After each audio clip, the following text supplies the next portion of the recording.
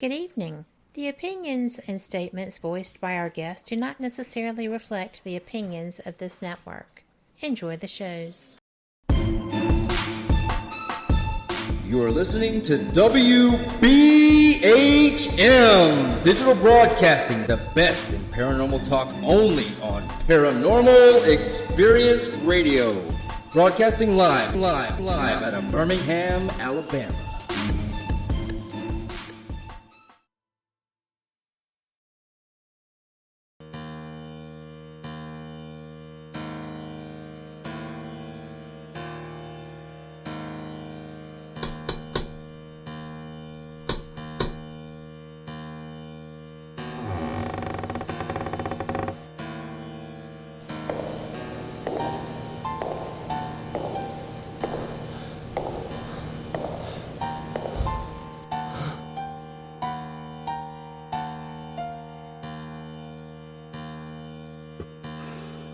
We've been expecting you. Monday, time for our maven of the supernatural, Denise Pridemore. This is the Paranormal Pride. Join to listen and chat live on WBHM-DB.com or Spreaker app. Search WBHM-DB every Monday at 7 p.m. Central for your supernatural paranormal fix. Welcome to the Paranormal Pride, where the show is about the guest and the listener.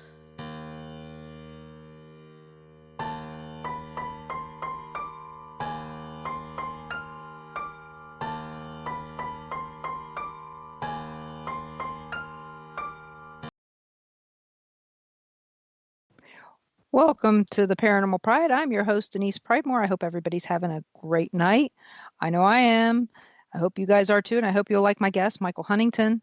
We saw him speak in Van Meter, Iowa last year, and I really enjoyed his banter about all the places that he's been and all the information that he had to share, and that he's like us. He goes on trips to these places and just to go find something to check out and just go. And like I said, we do the same thing, and we took our family when we had family members around.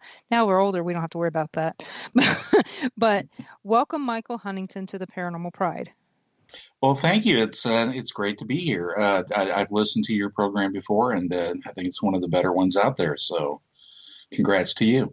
Well, thank you. I'm coming up on 5 years and still looking for that special guest for that 5-year anniversary show on April 27th. I want it to be either somebody I've had on before, like the first guest or the second guest, something like that, or somebody that nobody would expect me to have on. Right. So it'll be interesting to say the least, but I have to get through all these other shows before I get there. So I'm just grateful that you're here to talk to. I know that when you were giving your presentation, you were talking about all these places that you've been, and why did you start doing that? Well, I'm in my 50s, so you get to that middle age point to where you start wanting to, you want to do some of those bucket list things. You want to see some of those places you've always wanted to see. You've always wanted to places that you've always wanted to go. And as a kid growing up in the 70s,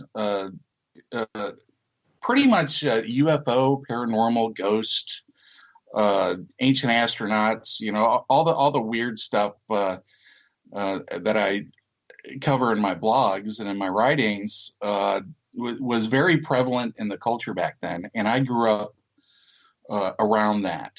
I grew up reading Daniel Cohen and Jacques Vallée and Jalen Hynek and Lauren Coleman and, all the guys that make, UFO cryptid ghost type stuff. And even as a kid, I wanted to, when I'm reading about the Kelly Hopkinsville encounter or, the Roswell crash or whatever, like anybody who's intrigued, you kind of want to go there. You want to check it out for yourself. And I'm from Missouri, so it's show me here in the show me state. So I've always sort of had that in my mind that if I ever had the wherewithal and the means to to visit some of these places, I wanted to do so. But also, as somebody who has been a researcher, more so UFOs than anything, I've been active in research since I was a kid.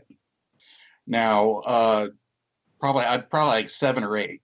Now, a lot of people would grow up around this sort of stuff, but I was an obsessive kid that sort of took it to a different level. I actually, wrote to these people that were in the books, and I joined organizations. I hounded the Aerial Phenomena Research Organization, which was one of the top groups. It's not around anymore, but it was one of the top UFO groups back in the 70s. I hounded them to let me in, even though I was a kid, and they sort of acquiesced and made me an associate. But, even as a kid, I was immersed in this stuff. And one thing that I noticed as, we got into the 90s, into the internet age, that there was a lot of good information out there, but there was also a lot of bad information. And a lot of the bad information relative to paranormal cases was just, facts beyond the facts that are regurgitated, very little original investigation on site at locations occurs. People will write about the Kelly Hopkinsville encounter or the Delphos landing or, the Ravenna car chase or whatever, but nearly nobody is going there years later, decades later, following up on some of these classic cases or cases that were popular at a certain time, but have kind of lost their recognition, so to speak. Such as the Stanford abduction from 1978 in Kentucky. That was actually it's actually considered one of the top 3 abduction cases of all times, and it was a very big deal back when it occurred. All of the organizations were involved, all of the major players, the research organizations, everybody you can think of was involved in this case. It was on the front of the National Enquirer, so it certainly had an impact upon the popular culture. But there's pretty much nothing has been done with a lot of those classic cases and those underreported cases over the years. So I took it upon myself about 5 years ago when I began a research project on Google to, pinpoint locations, phenomenological locations. That's what I call it. Anomalous areas, anomalous locations. And under that umbrella, UFOs fits, ghosts fits, cryptids fit, So I started doing that. And it took about a year to get about 500 pinpointed down, onto GPS. And when I say pinpointing, I'm not saying, here's Lubbock, Texas. This is where the Lubbock lights took place. I mean, I'm trying to do the research at a level to where, okay, this is where the person stood. This is where the object was seen or the anomaly was seen. I want to try to get that level of, because I think, if you can know your dates and the narratives, the stories, which, a lot of good researchers do, but, they don't know the details of the cases. And I think by doing that, by doing this, what's called liminal cartography, I think is the term that they're using now for a lot of these paranormal things. Yeah. We can discover a lot of things. We can get new facts. We can get the facts corrected, and we can document. And I try to document places that people have heard about, but for one reason or another, they're not going to get there and nobody else has documented. So I try to do that. And after a year of, pinpointing places, I'm a married guy and I have a wife and a couple boys, I have a 9-year-old and a 7-year-old. So yeah, about 4 years ago when we really started hitting the road, we had to incorporate this into our regular vacations. So, but luckily that's an easy thing to do. Pretty much you can pick any point in the country from point A to point B, and along the way you're going to find something, especially in these smaller towns where a lot of the lore is, getting lost. That's the stuff I really want to hit. You can find something, and you don't have to go too far off the trail. And that's what I try to do. I try to share, and I try to blog, and there's a community of people out there, like Chad and those guys that do the traveling stuff. Yeah. And it's sort of a culture. It's like we're not just collecting stories. We're not just telling stories. Certainly there's storytelling that's part of it, but we also have to document, and we have to go back and we have to see if there's anything that we can experience as well. Right. Because if a place is a location where this has happened over a long period of time, then that stuff should still be there if there's some sort of causative element, that ties it to the locality.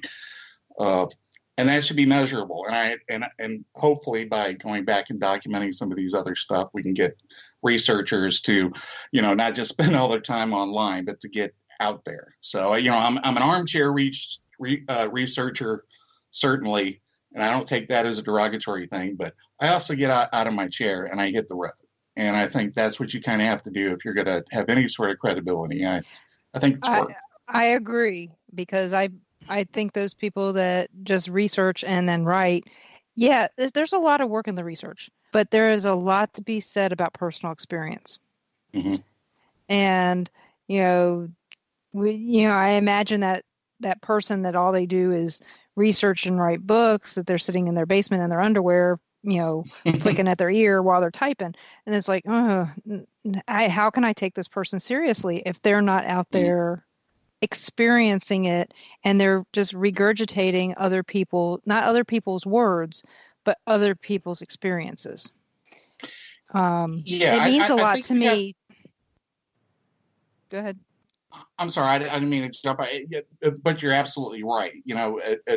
I think as long as people are putting the effort forward and they're legitimately trying to find some answers, there's a professional class of people within, the paranormal realm that, they're trying to position themselves for careers and all that. There's a lot of faux researchers out there in all the different realms, but I tip my hat to those people that really make an effort to get out there and go to places and talk to people and get involved, go to events and talk to people firsthand, because you can read about Travis Walton all day long and you can draw your opinions based upon what other people have, written, or, what movies or TV shows you've seen. But, when you meet somebody and you talk to them face to face, especially, if you have the opportunity to be in the environment where some of this stuff is taking place, it makes you think outside the box a little different as to what may be going on. And that's what we need to do. And, not just accepting things, not just, having everything in a belief system, but taking all this and encouraging other people, especially those with more scientific and academic backgrounds and people of influence, to try to look at some of these mysteries, which I think some are solvable. I don't think there's one overreaching phenomenon. I think there's as many answers to these mysteries as there are the mysteries themselves. And it cannot be just one thing. So there's a lot for us to do. There's a lot of mysteries to solve. There's ways that, evidence can be gathered, but the way you do that is you got to get out there and hit the road. And, you got to get a little dirty and find it. And, like we drive to Vegas a couple times a year. Mm-hmm. So we have a lot of opportunity to check out the strange and unusual between Kansas City and here and there, depending upon what route we take, and, I've gotten my husband, it used to be, we got to get from point A to point B as fast as we can. The kids are sleeping. We got to go.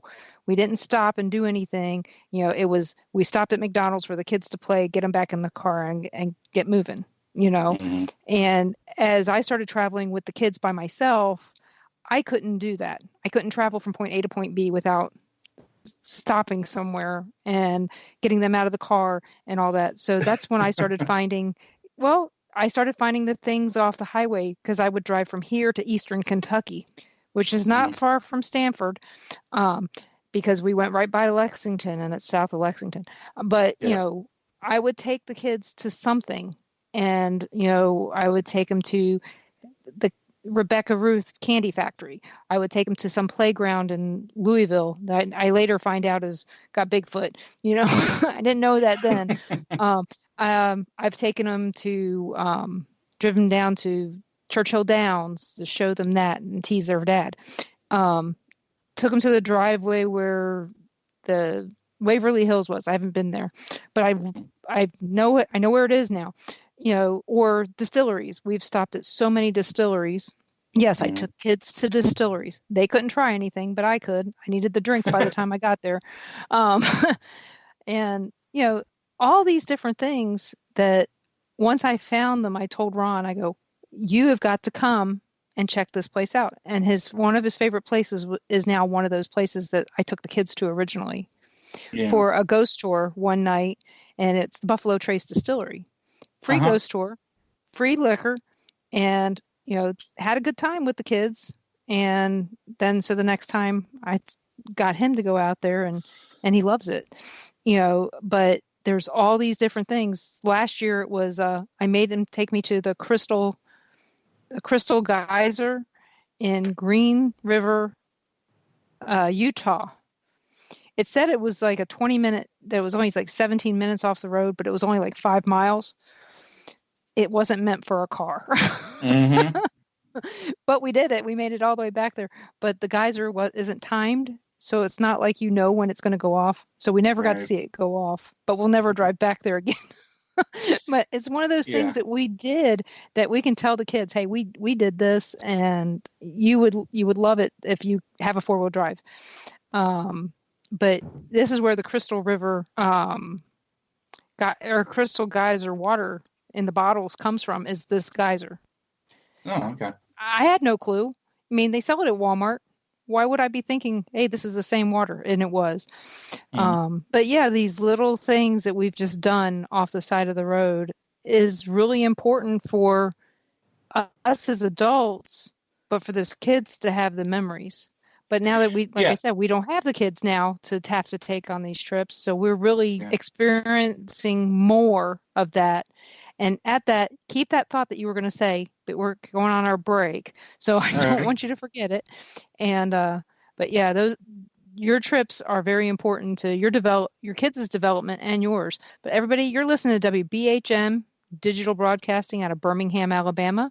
We will be back with Mike Huntington in just a few minutes. So you guys come on back and make sure you ask your questions in either one of the chats, and I will make sure that they get asked and answered.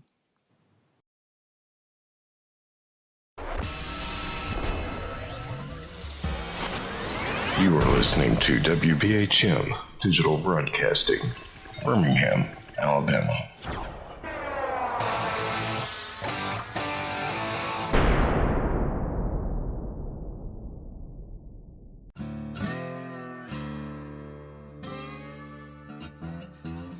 Oh, come on. I'm Southern, but... Nope. That'll do. Hello. I am Kat Hobson, host of Paranormal Experience here on WBHM Digital Broadcasting out of Birmingham, Alabama. I enjoy having guests from all areas of the paranormal, from ghosts to ufology to cryptids and beyond. You'll find some of the best researchers in their fields bringing you some great information. Join me on Wednesday nights from 8 to 10 p. Eastern here on WBHM Digital Broadcasting.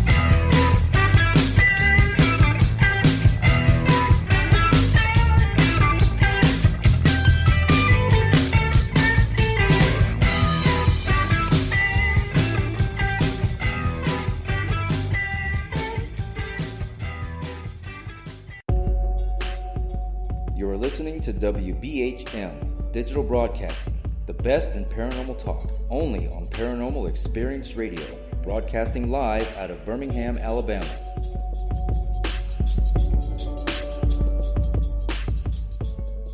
The time is 23 minutes after the hour.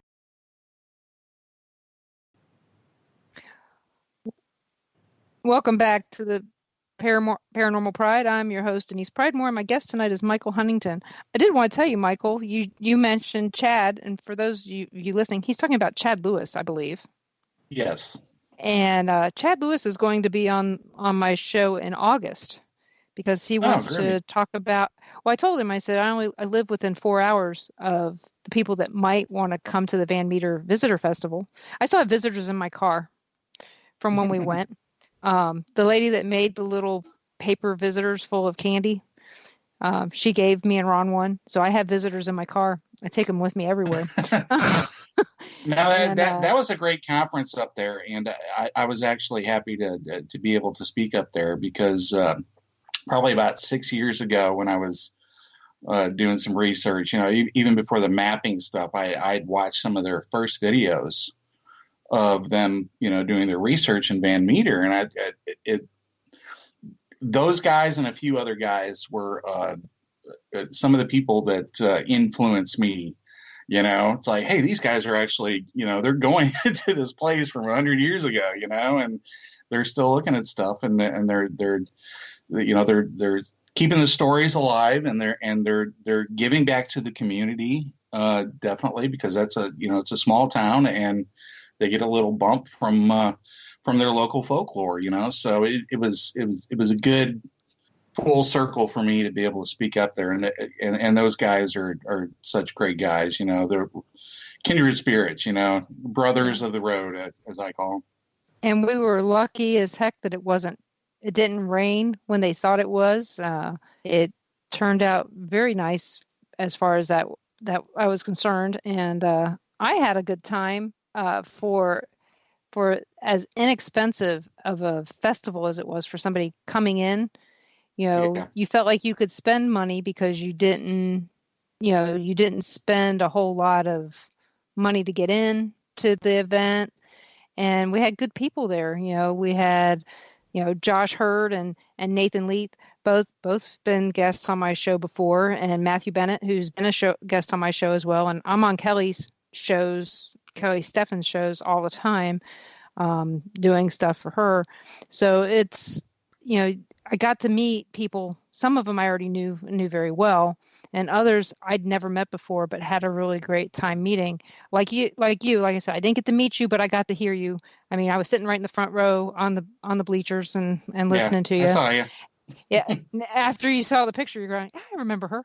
But we were wearing our McPike Mansion stuff, and I think you actually talked about McPike, because that was part of the reason I want to talk to you. We're volunteers for them. We've been, I'm Sharon's right-hand person during the campouts every year.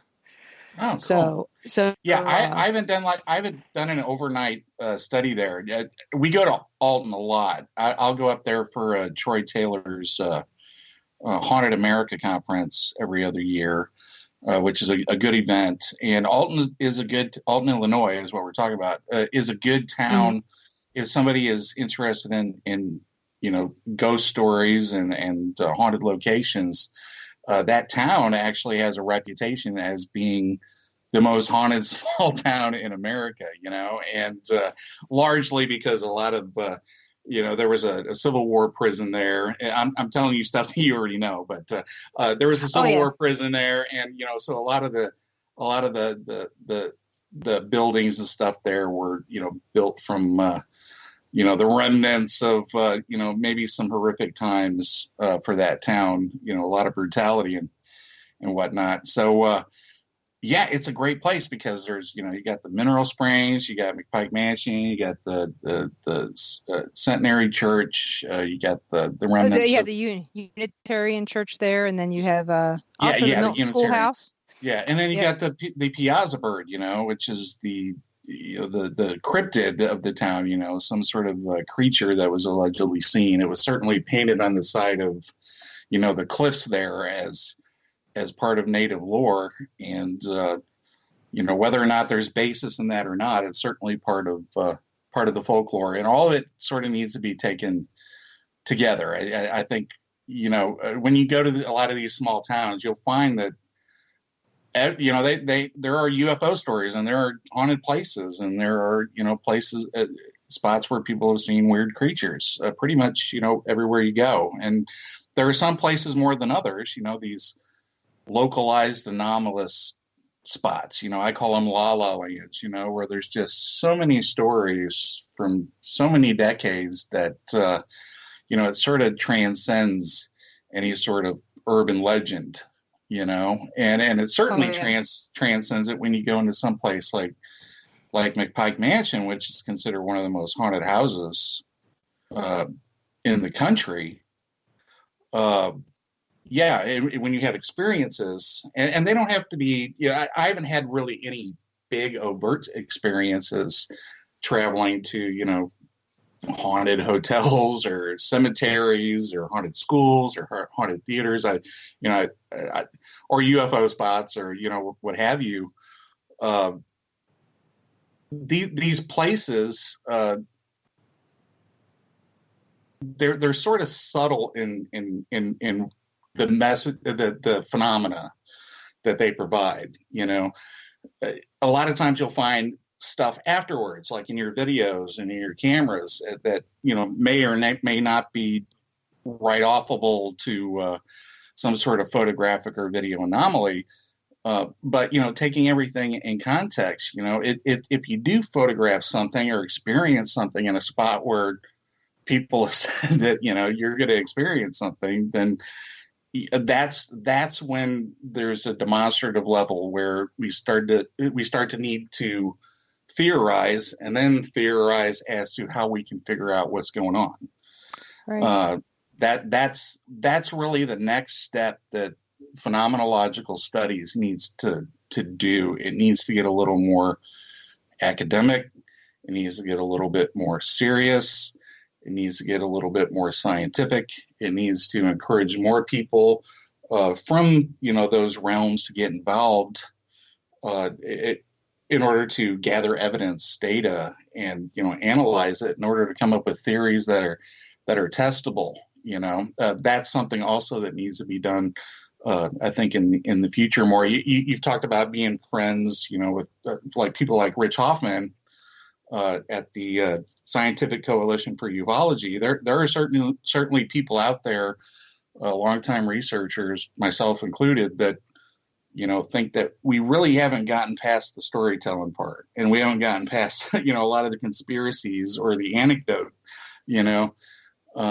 So I am for identifying these places, these la la lands, and then encouraging science to put up some instrumented data gathering packages at some of these spots, and then developing research programs and then presenting these things scientifically, so that if we can encourage a paradigm shift, and the paradigm shift that we want is not one of belief. It's one of, these need to be looked at.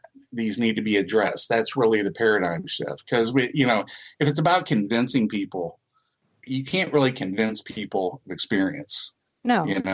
We can't convince people that soda's bad for them. So how can we convince them of anything else? I mean, let's be honest. Right. Yeah, and even evidence is suspect, especially in this modern day and age of technology, where you can fake things relatively easy, So I do hope that we can start to look at things beyond just experience, beyond just anecdote. An experience is a claim. It's a claim of, I've had an anomalous experience, right? And that's not the end of the investigation. That's the beginning of the investigation. If somebody says that they saw a ghost in a haunted house, you don't automatically assume it's haunted. Even if 100 people saw it, you don't assume it. You assume that there's something there to look at. But we're far beyond knowing what a UFO is. If it's one thing, we're far beyond knowing what a ghost is. Okay, now we may believe in ghosts, we may believe in a Bigfoot, but do we know how a ghost operates, what it's comprised of, how it's able to move, how the immaterial world is able to interact with the material, how are creatures, like a Bigfoot, able to exist? What is their DNA makeup? There's a lot of questions for us, and there's a lot of work to be done, and hopefully by encouraging people to really look at these mysteries and getting their hands dirty, that we can encourage some scientists to get involved, because I'm not a scientist, but I have been researching this stuff for decades. So I think I know more than maybe even some scientists. But my background, I studied philosophy at Southeast Missouri State University, and I specialized in scientific demarcation. Actually, pseudoscience was my major here at SEMO in Cape Girardeau, where I'm at. So I'm interested in getting those paradigms changed and us on a good footing to try to solve some of these mysteries, which I think some of them are solvable. Right. I agree. I think some are. I think a database with people's experiences would be nice to have, so you can see if there's any unique experiences in there or if they're all the same. Right. I mean, that makes a big difference. How many unique instances are there compared to how many duplicate experiences there are? Is it groupthink or is it unique think? We don't know until we look at it. And I mean, for 7 years, my husband and I were the tour guides at the Sally House in Atchison, Kansas. Mm-hmm. So the other most haunted house in the United States, and darkly haunted at that at the time. And so, for 7 years we watched, and how many unique experiences there were very few. Most of them were the same experience. I saw a little girl. Well, no, you didn't, but you think you did, so we're going to let you think that. That's the bad part. When you're a tour guide, you're not allowed to tell them, no, you didn't. There was no little girl. I'm sorry.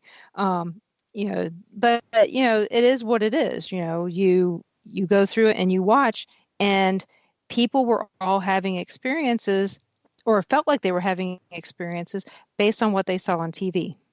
Right. I would greet them at the door, still knowing that I had been on, knowing that they had seen it on Ghost Adventures, didn't remember that I was the person they saw on Ghost Adventures. And so I put my glasses on. My glasses are always on the top of my head. They're never on my eyes. But during the show, they were on my eyes, so on my face. And the minute I'd put them on my face, they were like, oh, now we know who you are. Yeah, that's interesting, with TV, how much of it influences. Ghost shows especially, everybody does that formulaic investigation, where everybody's filming themselves reacting under, with green light on you. I've done, like an overnight ghost study at Waverly Hills with a couple of different teams before, and they sort of follow that same formula, and they have certain expectations, and a lot of times their expectations are met, but we're not really anywhere closer to having anything. My Waverly Hills one, I'll have to tell you that story. That some things happened there that were beyond probable. But still, what was the cause? Were we the cause? Was, something psychological? What makes certain environments, what makes certain localities active with this sort of stuff, Is it the limestone? Is it the water? Is it the railroad tracks? Is it this? Is it that? Is it quartz in the stone too? We have all these theories, but we have zero proof. Yeah, and how can we develop methodologies that, are not, like sensational TV exploitation drama sort of things that really don't provide much? How could, I've always said that I wanted them to turn the lights on at Waverly Hills. Yeah. Because, as a scientist, well, if you're going to do a laboratory study, you're going to need to turn the lights on, right? That's the way, because I feel that if a place is phenomenological, it's going to be that way regardless. I you know. agree. I agree 100%. So, for me, we at least need to start looking at that. I'm not saying I have the answers. I'm not saying I know what the answers are, but we should always question our methodology. We should always question what we're doing. Because, these fields are ripe with, if you study the history of these fields, UFOs, Ghost, Bigfoot, it's filled with exploitation. And there's been a lot of con men and liars out there. 95% of what people see as UFOs are identifiable. Yes, they are. Does that turn me off to UFOs? It's like, no, that's actually a good thing. Because then we can figure out, okay, because I want to focus on that 5%. And probably out of that 5%, there's not enough data. So it's probably more like 2 or 1%. I think a lot of these things are rare. They're more likely at certain places, I think, for a variety of different reasons. But as I've said, also, I think we're dealing with a lot of different phenomena. A haunted house over here versus a haunted house, on the other side of town, they may not be representative of the same thing. One house may actually have ghosts, spirits, disembodied consciousness from the afterlife or some other reality, and over here it may be, as you sort of alluded to, there may be a natural phenomena that allows certain conditions to where, maybe certain natural things happen that influence how we perceive them. I certainly do believe that there are certain places that have geological arrangements to produce phenomenological things, certain types of buoyant plasmas with high electromagnetic fields that can actually affect how we perceive them. And, we view things through sort of a cultural, we view things through a cultural lens, as to how to interpret some of these things. And, then the third house down the road, it may just be total BS. Maybe somebody just faking stuff so they can get a TV show, So we have to sort of wade through this stuff, and we have to look at what we're doing. What are we doing? Are we out to make a TV show? We out to make money? We out to, encourage people to believe the way we want to, reveal conspiracies? It's these realms tend to be very cause oriented too. It's almost like a political or religious movement sometimes that, you've been to some of the big conferences, it's almost like sometimes it's almost like a religious revival, especially the more new age sort of type events, so it's always good to be asking the questions, and always good to, are we doing things correctly? Do we have a good methodology? And I encourage more people to write papers and talk about methodology and talk about, not attacking other people. I do believe in professionalism and cordiality, even if I disagree with interpretations. But yeah, the discussion needs to be had as to, what are the long-term goals with some of these fields? What's the goal? Is it just entertainment? Is it just, telling stories, or are we actually trying to, change paradigms and get to real answers? And after a lifetime, I'm more interested in the real answers, That's me. I want to know the truth. And that's the reason why we're not doing tours at the Sally House anymore. They wanted the fantastic story that was made up as opposed to the truth. Right. And they didn't like it when I did all the research and ended up with 1,000 pages of research that could give them facts to go with it. Yeah. But, that's what some people want. They want this legend. They want to see this legendary place, or do this legendary thing that has been done before or whatever. And I understand that. But the truth, there is truth to every legend.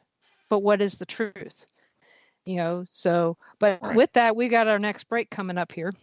Right. So, and I know you got another thought, because I got a feeling that you got a ton of them in there.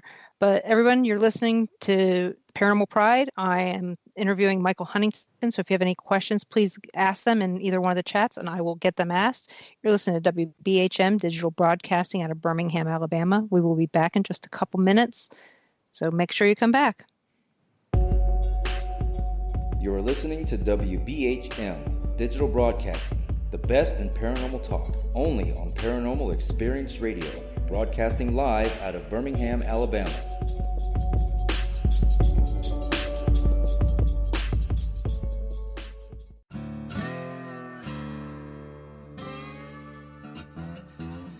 Oh, come on. I'm Southern, but... Nope. That'll do. Hello.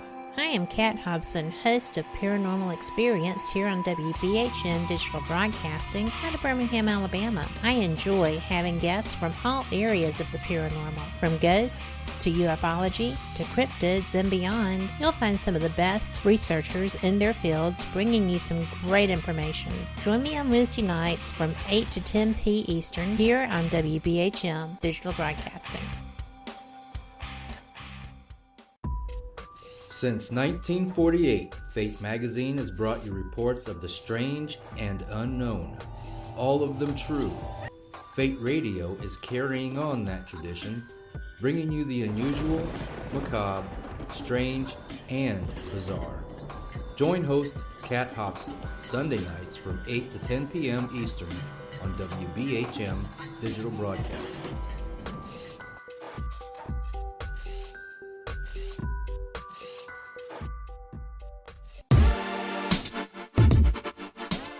You're listening to WBHM Digital Broadcasting, the best in paranormal talk, only on Paranormal Experienced Radio, broadcasting live out of Birmingham, Alabama. Welcome back to the Paranormal Pride. I'm your host, Denise Pridemore, and Michael Huntington is my guest tonight, and we are having a really good time talking about fact and fiction and places to go and things to see and do, and you guys all know I don't usually talk UFOs, so this is pretty good to talk a little bit about it. But one of the things that I was told by my cousin, the astronaut, works for NASA, he said there are no unidentified flying objects. They know what they are. They just haven't disclosed.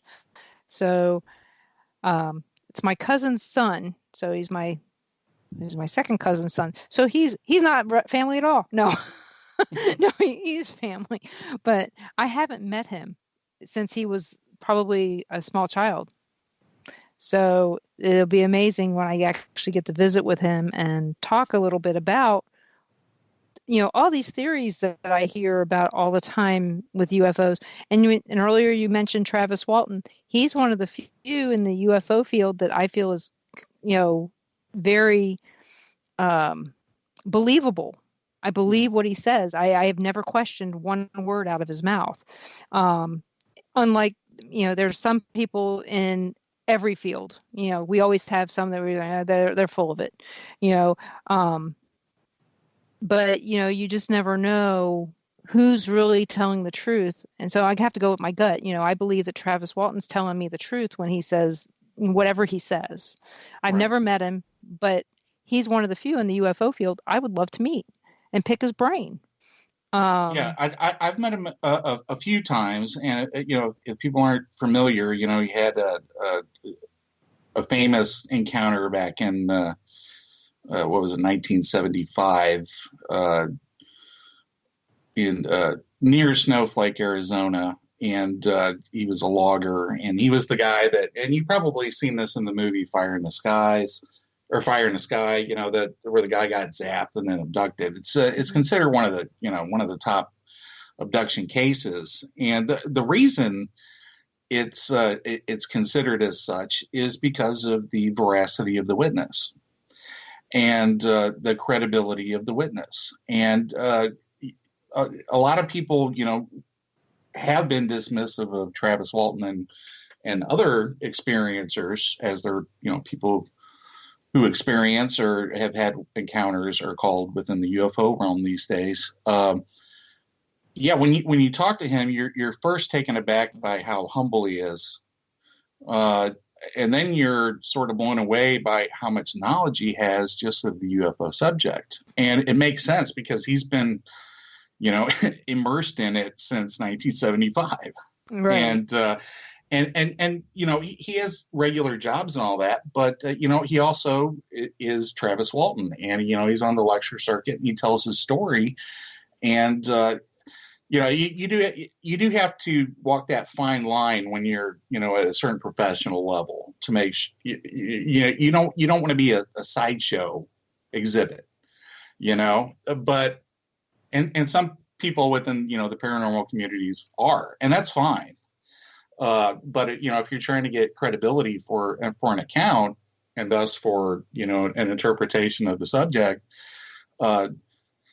it is going to come down to the credibility. And he hasn't made a whole lot of money, and he's not really taking the subject to the bank. He writes books and will sell those, but just talking to the guy, he's perplexed, and he's sort of like a lot of people that have had experiences in these paranormal realms.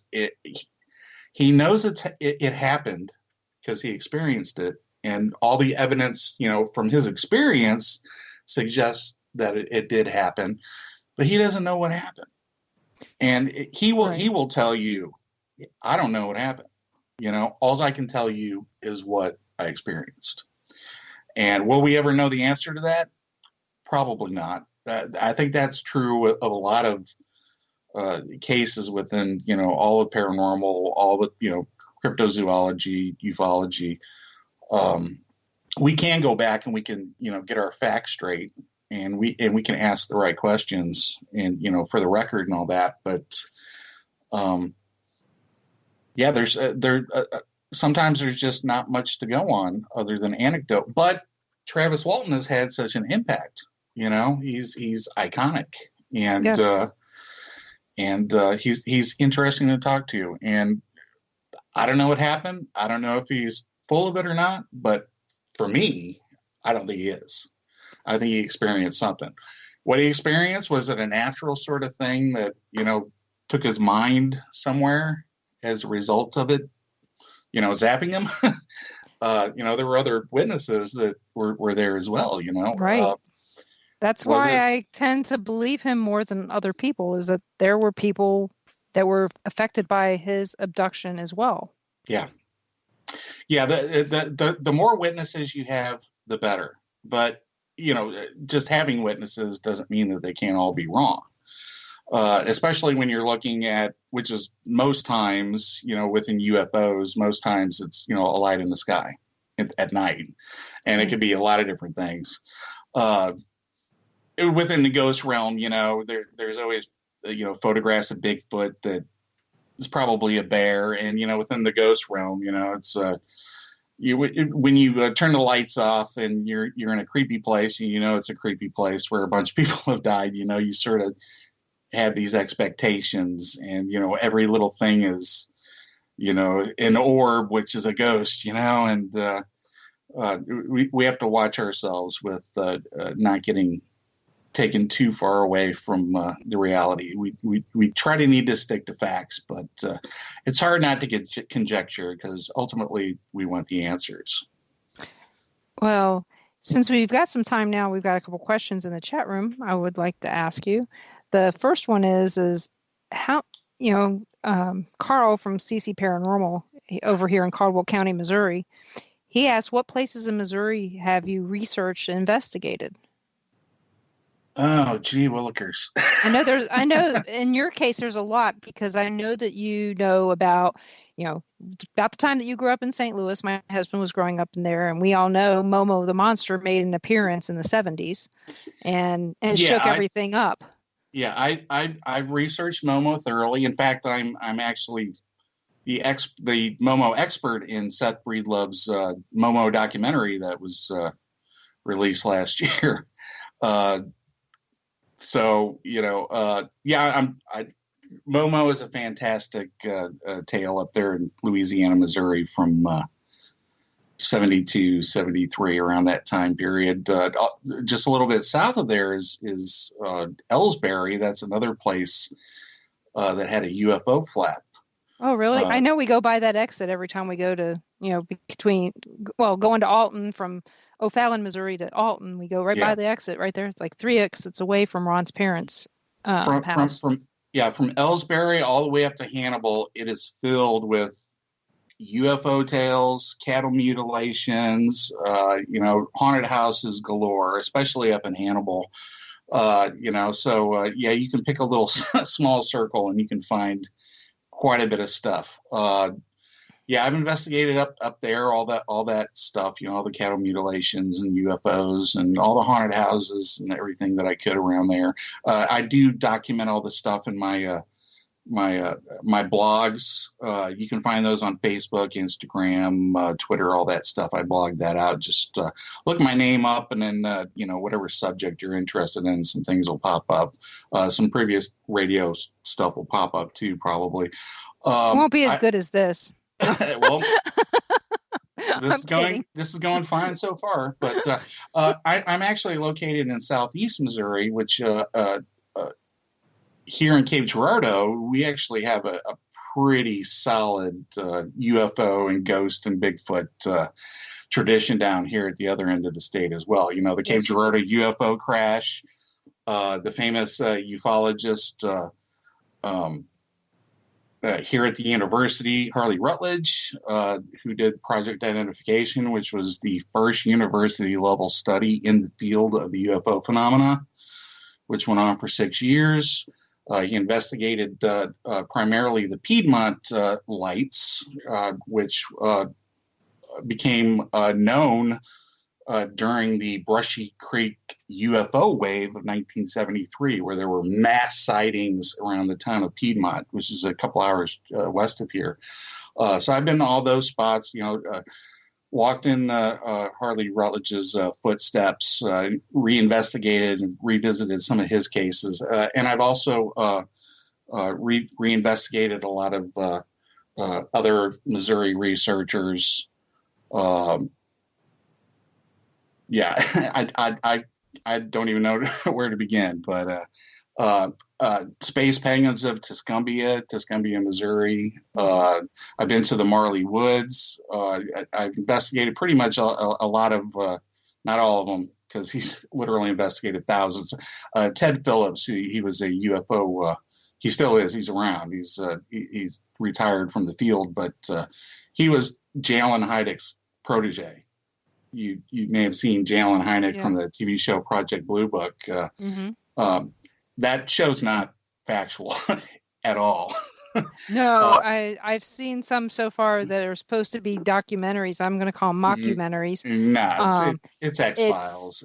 It's weird. I watched this thing on Helltown, and all the people in it were actors. And it really irritated me. It's like, you're trying to present this as fact, but yet I can find that this guy is not a teacher, like you say, and is an actor, and it irritated the life out of me. So, me too. I would much rather know that Project Blue Book was not. I mean, I know that the project was real. I don't know that what they presented on TV was real. I would assume that you're saying the same thing about that it's a mockumentary as opposed to a documentary. It's nowhere near factual to historical accounts. I recommend if people do watch that, they realize, especially younger researchers, that that's not accurate history. That's, entertainment, TV entertainment. And, a lot of people talk about the entertainment realm, well, as long as we're moving the ball forward and people are talking about it. And I say no. I say, if something is bad and if something is reflecting negatively to what you're trying to do, which, let's be honest, first and foremost, in all the fields, first and foremost, we're trying to get credibility. We're trying to get the laugh factor down, and we're trying to say, look, something happened and science should probably look at it. That's pretty much it. That's where we're at. And that's sort of with a lot of these things, it's been stalled, and some people think that the entertainment realm is the way to do that, that through you get enough people, popular consensus will make a reality true. I don't logically agree with that. Everybody in the planet can believe in UFOs and ghosts. It still doesn't answer the questions as to what they are and how do we figure out how to figure it out.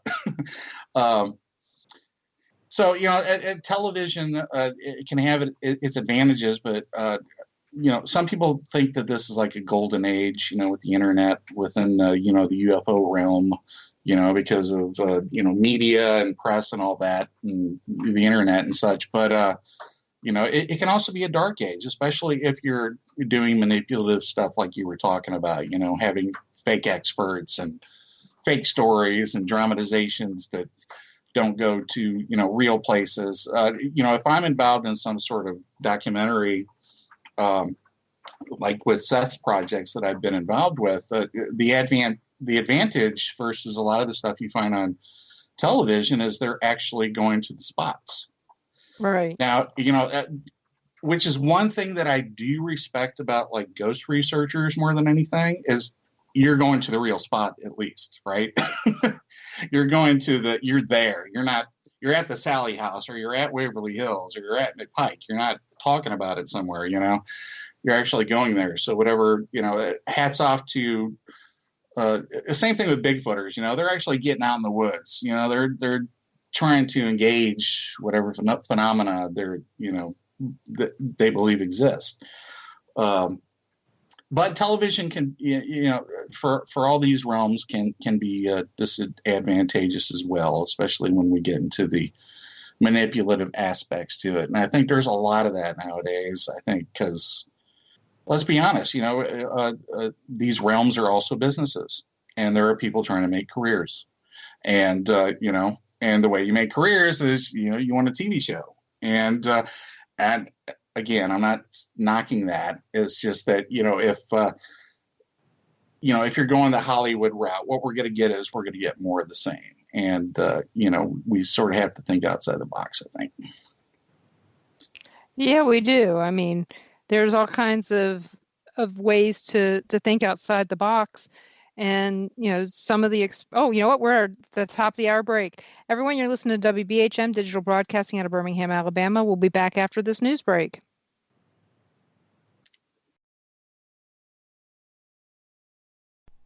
Live from NPR News in Washington, I'm Jack Speer. President Trump says he is not currently considering an emergency declaration to deal with the coronavirus. As NPR's Tamara Keith explains, he met with pharmaceutical company executives today. There were three things on the agenda for the White House meeting with drug company executives: the development of a vaccine for coronavirus, developing therapeutic drugs that could be used to treat it, and supply chain disruptions caused by the outbreak. Even though scientists are moving as fast as they can, getting a vaccine through trials and out to market will take time.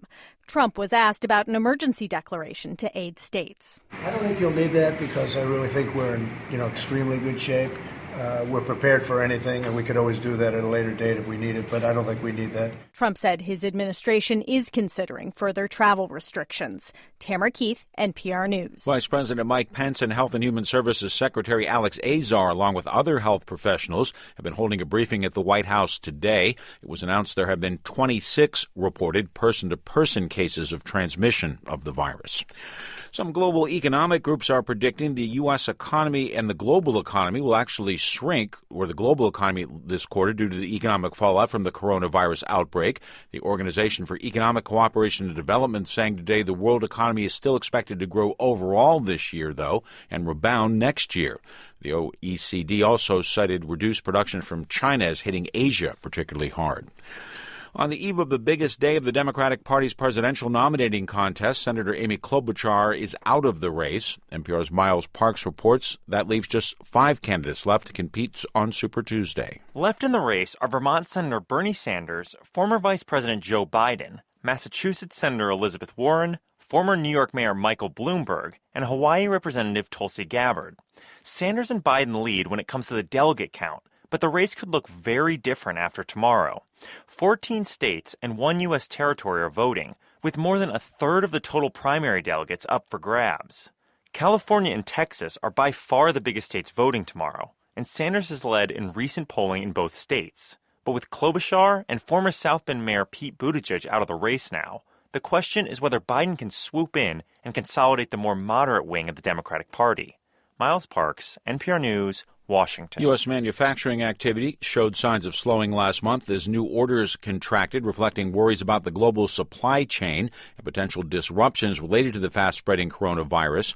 Wall Street, while showing some signs of rebound today, last week suffered its worst week since the 2008 crisis, but stocks soared today amid hopes that central banks around the world might intervene. The Dow was up 1,293 points. The Nasdaq rose 384 points today. You're listening to NPR. The Supreme Court has rejected an appeal of the federal ban on bump stocks, devices that allow semi-automatic rifles to fire more rapidly. Justices, without comment today, declining to review a lower court decision that upheld the ban, which took effect nearly a year ago. The Trump administration announced the bump stock ban following a mass shooting in Las Vegas in 2017, in which a gunman used multiple weapons, some equipped with the devices, to fire more than 1,000 rounds in just 11 minutes. 58 people were killed, hundreds more were wounded. Jack Welch, the legendary former CEO of General Electric, has died. He was 84 years old. NPR's Uri Berliner has this remembrance. Welch built GE into an industrial powerhouse, the most valuable American company during the 1990s. He was brash and outspoken. Fortune magazine dubbed him the manager of the century in 1999. He made big acquisitions, and he cut layers of bureaucracy, telling division managers to, quote, fix it, close it, or sell it. But he was also criticized for his management style, gaining the nickname Neutron Jack for slashing tens of thousands of jobs. After retiring from GE in 2001, he kept a high profile, writing best-selling books, dispensing business advice on TV, and backing Republican policies. Uri Berliner, NPR News. Scientists say one major result of climate change is likely to be far fewer sandy beaches. European researchers examining how erosion linked to climate change is altering shorelines say perhaps half the world's beaches could be gone by the end of the century as a result of global warming. I'm Jack Spear, NPR News in Washington. Welcome back to WBHM Digital Broadcasting out of Birmingham, Alabama. The time is 5 minutes after the hour. Welcome back to the Paranormal Pride. I'm your host, Denise Pridemore, and my guest tonight is Michael Huntington, and we are having a really good time with all of the talking. Where, it's really interesting. But before we get started on anything else, I want to go ahead and ask Tom's question. He wants to know, why would the existence of aliens be withheld from the general public?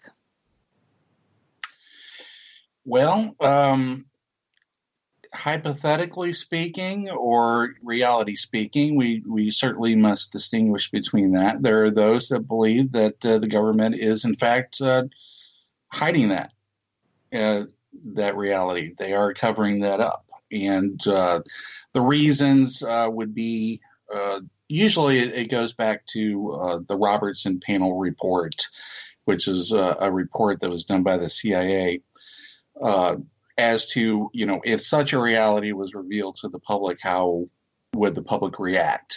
And largely the consensus is, and I believe within government, especially military circles, that it would be a negative sort of thing, that people would, lose their faith in establishments and in religion and government, and it would be a negative thing for humanity. That's the general sort of interpretation as to why the government would keep that quiet. Other cover-up conspiracies do go off the deep end, reptilian, Illuminati, all that sort of craziness. Now, hypothetically speaking,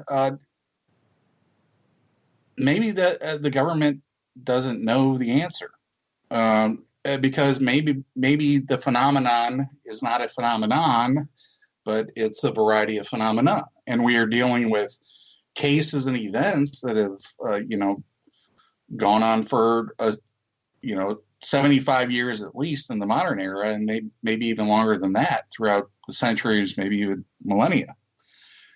So why cover that up?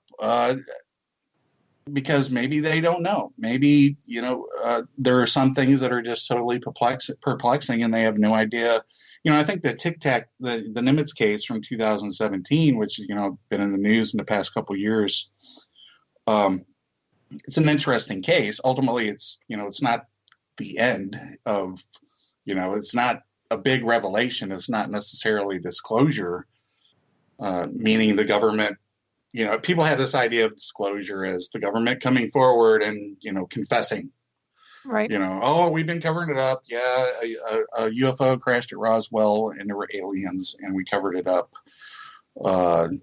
because we didn't want to exacerbate things. The Cold War was going on or whatever. So I don't know. Why cover it up? Because maybe in some cases they just don't know what was going on. Maybe some stuff they know is probably foreign. Maybe a lot of stuff. I think a good chunk of unidentifiables or unidentified. There really is no unidentifiable per se. It is probably secret government programs. Exotic technology. X-craft, we all do recognize that there's a lot of secret stuff going on, especially nowadays. There's as somebody who's also studied aviation, and I do encourage people within these realms to, if you're into UFOs or ghosts or Bigfoot, don't just study UFOs, ghosts, or Bigfoot. When you study UFOs, study aviation history. Study meteorology, study astronomy to go along with that, so you can rule out a lot of things if you do as such. Same thing with ghosts. You need to understand psychology. You need to understand, optics. If you're trying to analyze a photograph, you need to understand really how to do research and how to, gather data. Bigfoot world, you need to, study anthropology or, something along those lines. I think within the UFO realm, aviation history is something that people need to look at a lot more because I think a good percentage of what people are seeing and have seen is probably government aircraft. A good percentage, not all. And what I just did there is I showed that, it's not just one explanation. It can't be just one explanation for everything. Each case needs to be looked at on its own merit and its own credibility, because some cases are stronger than others. Some witnesses are better than others. Some evidence is better than other evidence. And anyway, I don't know where I was going with that, but what do you know about the Hornersville spook light? I've been down there to look at that spook light. I've got a couple of interesting. I did an overnight down there one night. It's between Arbord and Hornersville. It's a rural road. It's got a haunted cemetery there. It's got a crybaby bridge, and then it was a County Road 602. Yeah. Do you know how many county roads I have to keep straight in my head? I know. There's insane. A whole ton.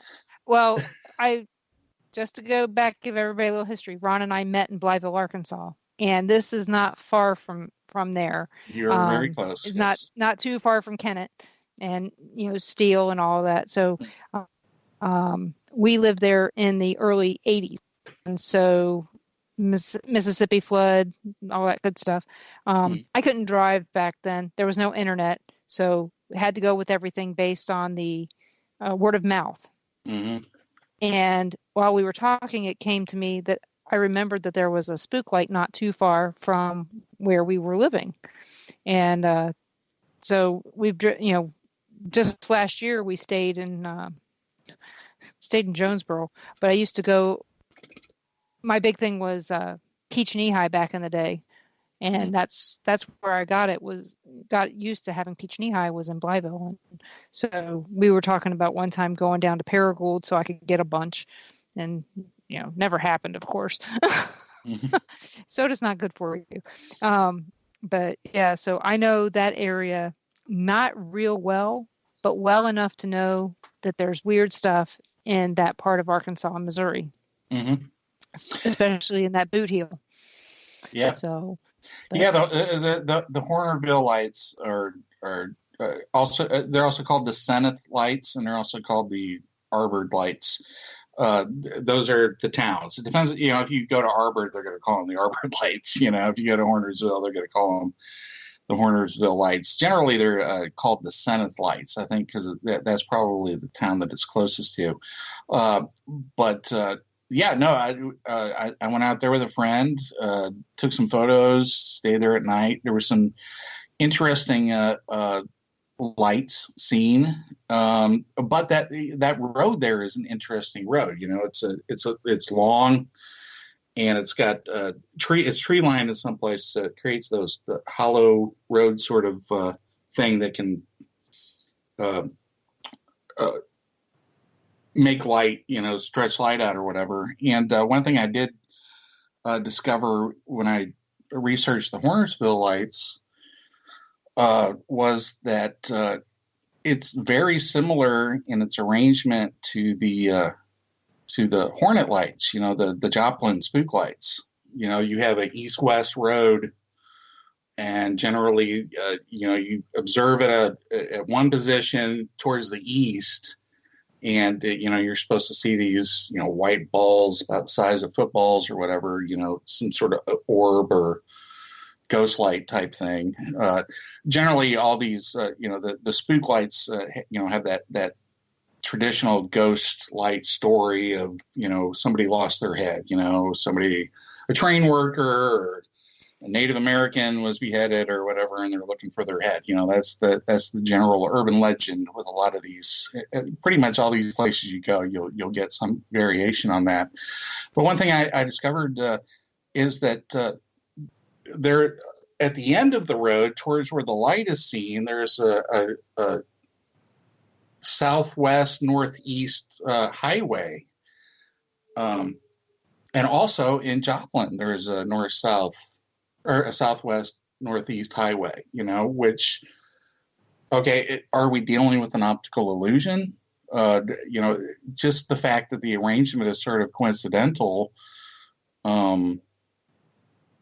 makes you wonder if it's some sort of an optical effect or whatever. And I'm not saying that's what it is, but certainly if you have a similar sort of arrangement in different places, and all this just speaks to the benefit of really getting into the localities and studying the localities and comparing them with other localities. You really have to be in the right spot. You have to do your research to be able to, stand where the phenomena is experienced if you're going to experience it. Yeah, a friend of mine, David Glidden, he did this 2 movies about the spook light. One about the Joplin spook light and somewhere else, I was going to say Brown Mountains, but I think it was the Brown Mountains. Mm-hmm. And it was really a very interesting concept because, I live in Missouri, been to Joplin a few times, just never been down to where the spook light is. I wasn't interested in it. But the reason that the Hornersville's one came up was I had known, I always looked for places that had my name in it. Mm. And so my first name is Lula, Lula. The cemetery you were talking about that's really haunted down there is the Lulu Cemetery. So needless to say, I knew that there was something with my name, close to my name on it, because Ron calls me Lulu all the time. Mm-hmm. And, there's Lula, Mississippi and things like that. So I tend to know places that have my name in it. And so that was one of the things that I had heard was that cemetery was haunted. And this was way back when in, 82, 83. Mm. So stories from people who were in the military that went out gallivanting all around saying, hey, we found this, this, and this. And I was like, oh, okay, well, that's interesting. But, I wouldn't know. I haven't been down there to check it out. Have you checked out that cemetery? Yeah, I've been to the cemetery. I've been to the Crybaby Bridge down there on the main road. I actually recorded like crybaby type sounds. Oh, because every Crybaby, place has a crybaby bridge. right? Every state has at least two. Yeah, and I'm not making any claims or anything. But you can't. If you're recording some sort of cry, wherever, okay, you're recording some sort of cry. It could be a lot of different things, whatever. But if you're recording a cry at a crybaby bridge, that's a different deal, because there's a correlation there. Now, I don't claim to say that the crybaby bridge is haunted. I don't claim that I heard necessarily a crybaby or whatever. All I can relate is, what evidence I had gathered, and other people can analyze that and construe what they want from it. I'm open to everything. If it was, a baby skunk crying, in the bushes nearby, I'm open to that. I think too often within a lot of these fields, there's an automatic, and understandably so, there's an automatic push away from, skepticism in a lot of ways. Although, we maintain our own personal skepticism, and we talk about how we want to be open-minded skeptics, but we really don't embrace, our skepticism as we should, because really it's what we have to get through before we get to the point to where we can start making some real conclusions. We have to rule certain things out. So I'm okay with somebody debunking what I saw or what I experienced, when it gets into like the character and saying that, you're making it up or whatever, that's a different sort of deal. Right. Yeah, I'm open to a lot of different interpretations for things, and I'm open to the idea that, maybe I deceived myself. And I think, a lot of people need to start looking at even their own experiences with a critical eye, because that's how we're going to get to answers, when we don't just jump in with our belief system, we maintain our skepticism with an open mind. But all of it has to be from a logical basis, and all has to be from whether you're supporting something or not supporting something or disproving something. Debunking is a different deal. There are people out there that will. Can we come back to debunking when we come back from the break, because we're just a little bit past. So everyone, you're listening to WBHM Digital Broadcasting out of Birmingham, Alabama. We'll be back in a couple minutes.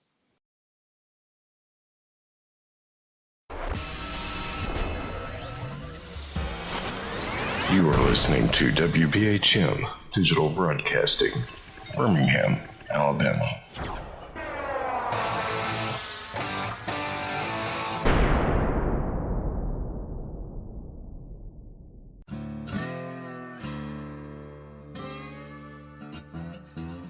Oh, come on. I'm Southern, but...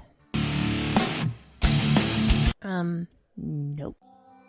That'll do. Hello.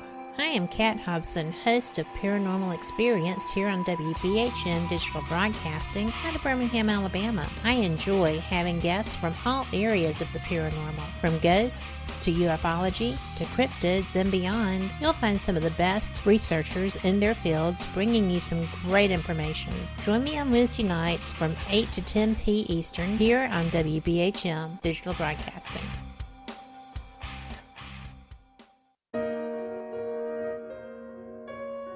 You are listening to WBHM Digital Broadcasting,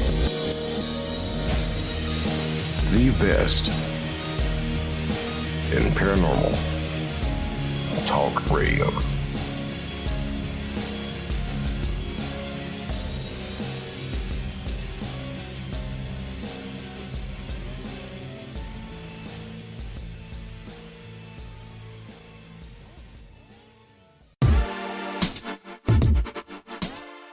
Listening to WBHM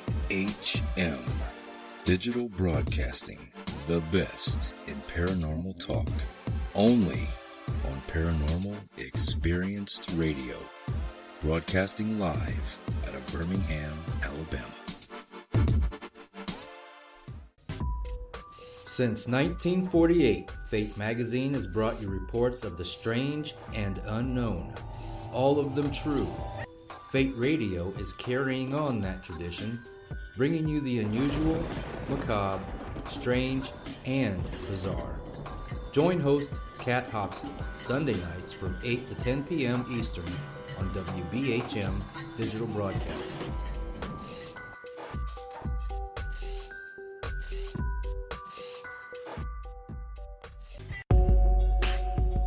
You are listening to WBHM Digital Broadcasting, the best in paranormal talk, only on Paranormal Experience Radio, broadcasting live out of Birmingham, Alabama.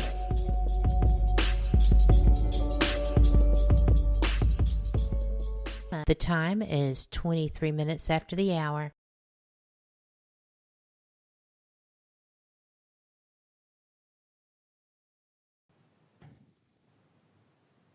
You're welcome back to the Paranormal Pride. I'm your host, Denise Pridemore.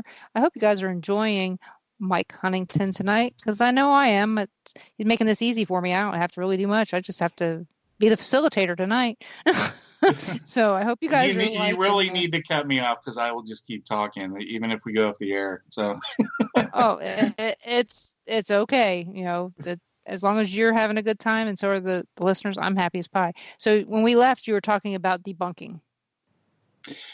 Yeah, well, I was saying that we do need to have skeptics, and we do need to have skepticism, and we should all sort of look at all these the paranormal. And when I say paranormal, I mean everything, the UFOs, ghosts, anything that's anomalous, phenomenological.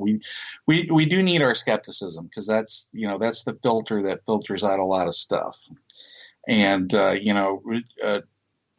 gives us the best idea of what simpler answers there are, beyond extrapolations into stuff that we can't prove, but then there's debunking, which is it's a sophistry. It's a trick of trying to explain things away, using ridiculous machinations without the evidence, support it. It's a disingenuous way to minimize the phenomenological aspect of something in order to dismiss it. And some people have thought that debunkers over the years have been on the payroll in order to minimize certain things.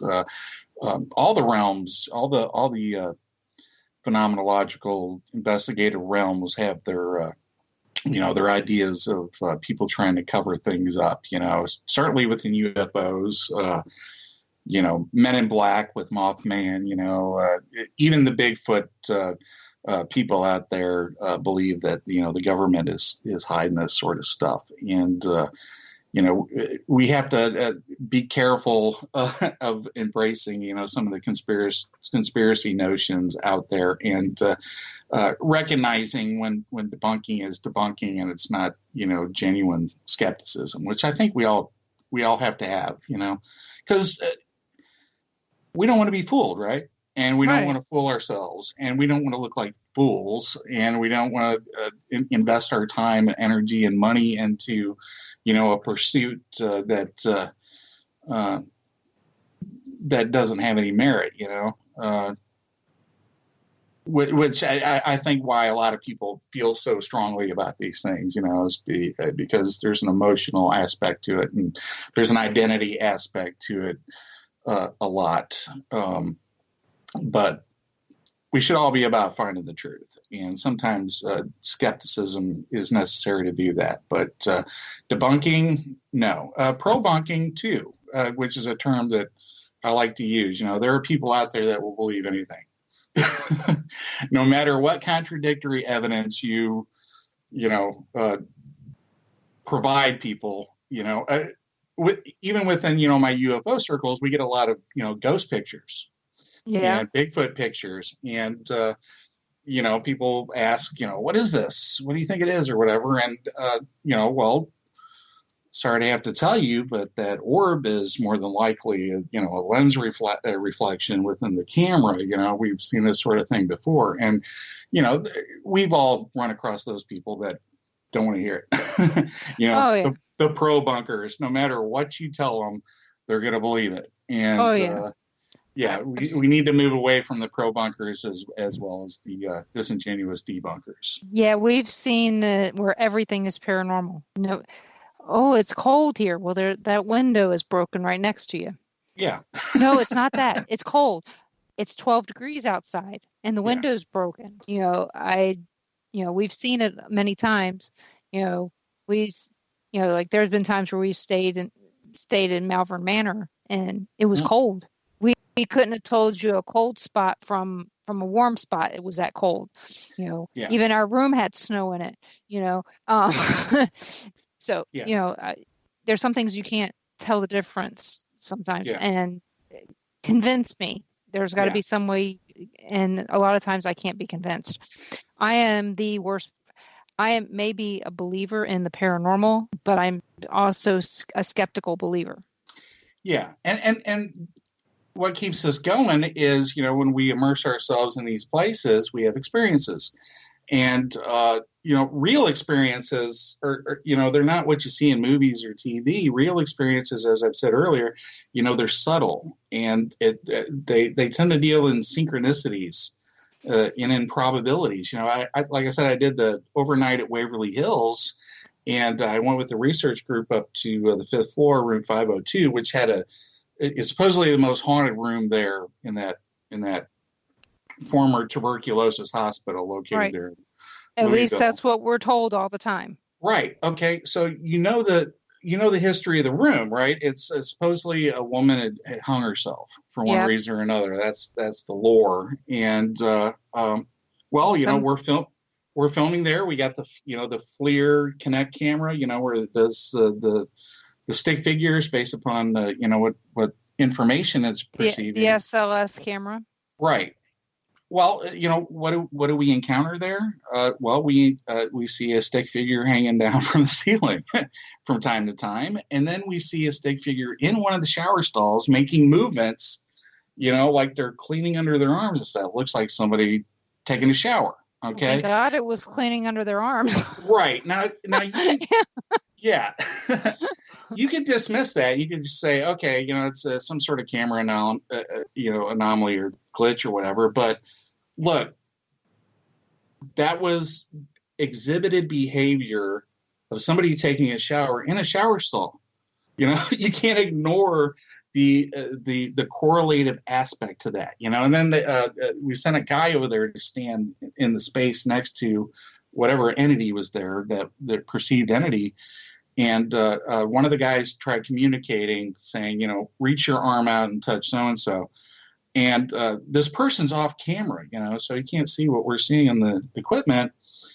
And the minute the stick figure went out and touched his arm, his arm reacted, because he said he felt something touch it.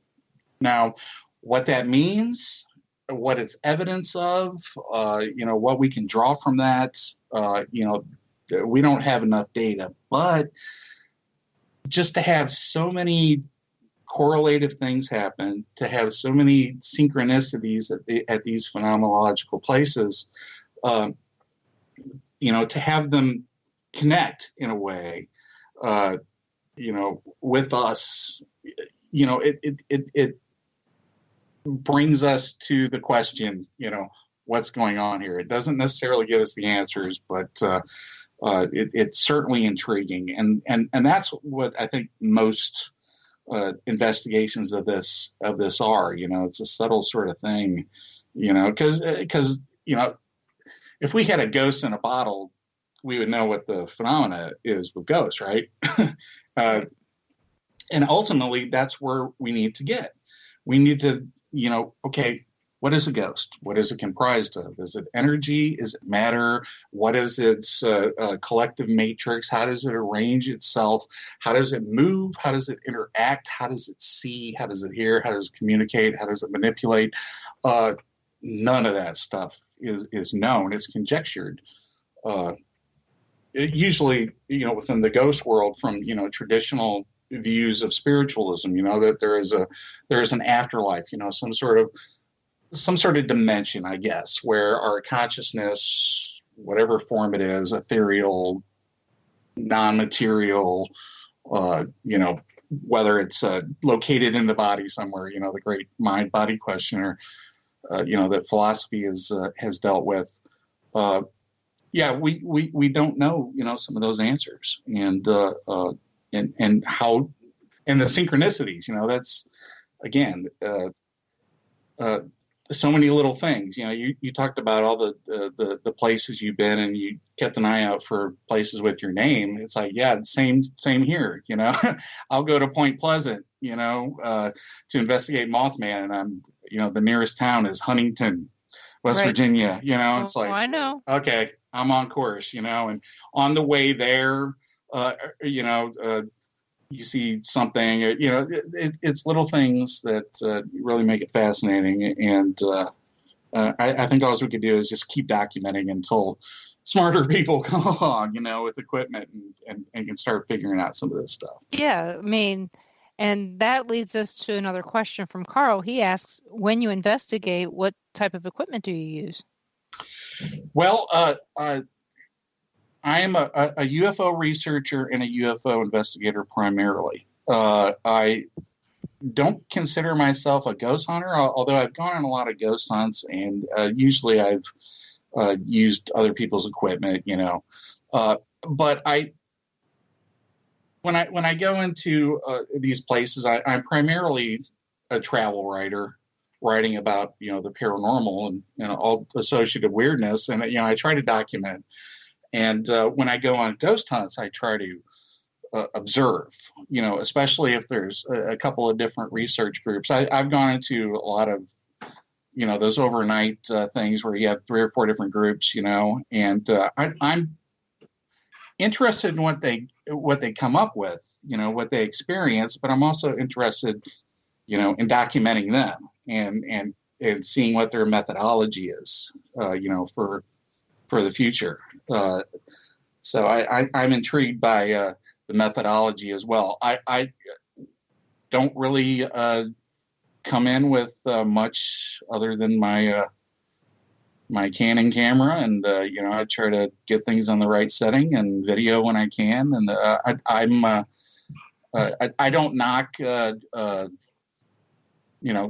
ghost box investigations or infrared or electromagnetic stuff. If people feel that they can benefit from that, I think if you're going to have instrumentation, you should be able to do something with the instrumentation beyond just showing it. I think that if you're going to use scientific equipment, then you should write a scientific research paper, and there should be peer review. And if your data was correctly gathered, and your conclusions, whatever conclusions you base upon that data, or whether or not you have conclusions, it should be able to stand up to peer review. And I think we're seeing movement within the UFO world back to a more peer-reviewed stance with some of these scientific questions. And I think ghost hunting and Bigfoot, I think you will also see that more in the future, because there's really nowhere else to go. We can't keep filming ourselves at night using infragreen, for a TV show, for the next 30 years. I guess we could. I'm sure there's going to be a market for that, but eventually we need to, create some sort of standardized academic system and methodologies for gathering this stuff. And if I said this earlier, if I was to do a scientific ghost hunt, it would be long term, and it would be lights on, and it would be, I would develop the project ahead of time with specific goals in mind, with the intent of publishing my findings. A lot of times, ghost hunting, 99% of ghost hunting is, okay, I'll give you some money and I get to go into a place for a night and do whatever, you know, Mm-hmm. and that's, you can get some interesting stuff. You can get some interesting evidence, you know, but it's not necessarily a research project. For me, I would love to, you know, whether it's ghost, Bigfoot, UFOs, or whatever, I'm all in favor of, you know, finding what spot has had the most activity, sticking an instrument array in there, you know, with all kinds of equipment, electromagnetic, full spectrum stuff, you know, cameras, whatever, hooked up to the internet so that we can all, you know, observe, you know, 24 hours sort of thing. I think that would be, that's where we need to go. And then from that, we need to, you know, add more projects to it. There's a lot of paranormal locations that have that type of capability. Mm-hmm. When you talked about Bigfoot and places to find him and most sightings, did you happen to watch Expedition Bigfoot? I have not seen that show yet. No. Okay, then you need to see it. I'm not a Bigfoot person. I already said I'm not an alien person, but I'm also not a Bigfoot person. I'm a make fun of Bigfoot person most of the time. Yeah. I'm actually not really. I'm more of the convince me about Bigfoot. In fact, next week I'm going to have Nash Hoover on, who you met at Van Meter Festival. Yeah, it's a good For kid. him, Good kid. Yeah, he is a very good kid, and I want him to convince me why I need to go hunt Bigfoot more than once. Because I did it once, but it was because it was 12 degrees and I was freezing my butt off, and I didn't want to leave the campfire, so I just told them to go ghost hunting. I'd stay at the campfire and Bigfoot hunt. But again, I was making fun. But but it's one of the. I was going to say, you know, ironically, you know, Bigfoot hunting is probably the least scientific because you're basically just in the woods, knocking on a tree, making hooting noise, right? I mean, hopefully you're in an area where some activity has been seen or whatever. But you know, any evidence of Bigfoot that's found now is going to be traces and video or camera evidence associated with like trail cameras, right? So you know, they're actually doing a good job of putting a lot of trail cameras and stuff out there. There should probably be more of that. But ironically, Bigfoot probably has more physical evidence than the other paranormal fields. You know, there's more Bigfoot evidence in the form of hair, blood, you know, prints or whatever than there are of there's not much ghost physical evidence. And there's that's the whole point of ghosts, though. Yeah. There's not going to be physical evidence other than, hey, it physically touched me. How in the world did that happen? Yeah. How does that work? You know, how does I don't know. You know, I wish I knew so I could have stopped it. How does the immaterial affect the material? You know, that's a profound question. How are we able to?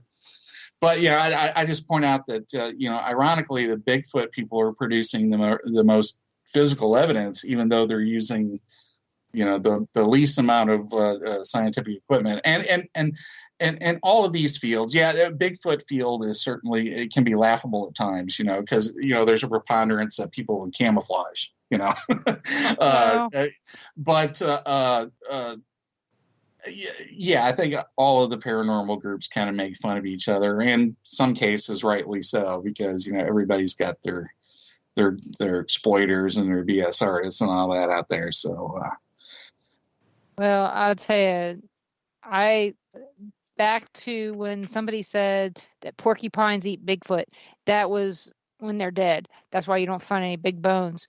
And I was like, okay, that's when I went, okay, I'm not watching Finding Bigfoot anymore. Yeah, I would be like, how do you know that? Yeah, that was what I was going to say. Yeah, but you may be right. You know, but the thing is he won't come on my show that said it, you know, so come on, you know, like I said, it gave me a lot to ponder on that when I went, porcupines are herbivores, or was I taught wrong? And is all the books wrong? And here recently I did some reading, and porcupines are hoarders. Yeah. So they may get bones and take them back but they don't eat them, you know. So at least be, you know, I mean, you might as well have said that deer eat Bigfoot. because they're in the same place and you don't see Bigfoot, but you see the deer. I don't know. I don't know what eats Bigfoot, but all of the paranormal has sort of cross-pollinated with each other. Even within the Bigfoot realm, there are spiritual and ghost Bigfoot hunters. They believe that Bigfoot is like a prehistoric, like a ghost of a Neanderthal or something. There are people that believe that Bigfoot is an alien or some sort of interdimensional being. That was me. The reason you don't, I was going to say, the reason you don't find his body is because he's either gone to another dimension or he's turned to ash, or, he was never even there, Okay, well, we're at our last break. So everyone, if you have any questions, get them out there and I will ask them. But you're listening to WBHM Digital Broadcasting out of Birmingham, Alabama. We will be back in a couple minutes. You are listening to WBHM Digital Broadcasting, the best in paranormal talk, only on Paranormal Experience Radio, broadcasting live out of Birmingham, Alabama.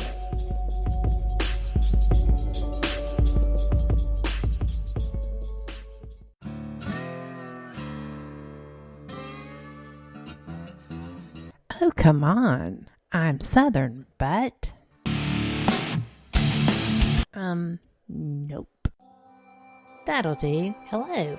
I am Kat Hobson, host of Paranormal Experience here on WBHM Digital Broadcasting out of Birmingham, Alabama. I enjoy having guests from all areas of the paranormal, from ghosts to ufology to cryptids and beyond. You'll find some of the best researchers in their fields bringing you some great information. Join me on Wednesday nights from 8 to 10 p. Eastern here on WBHM Digital Broadcasting. Since 1948, Fate magazine has brought you reports of the strange and unknown, all of them true. Fate Radio is carrying on that tradition, bringing you the unusual, macabre, strange, and bizarre. Join host Kat Hobson Sunday nights from 8 to 10 p.m. Eastern on WBHM Digital Broadcasting.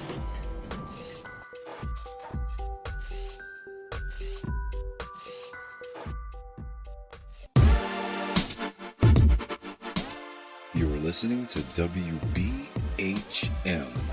Digital Broadcasting, the best in paranormal talk, only on Paranormal Experienced Radio, broadcasting live out of Birmingham, Alabama.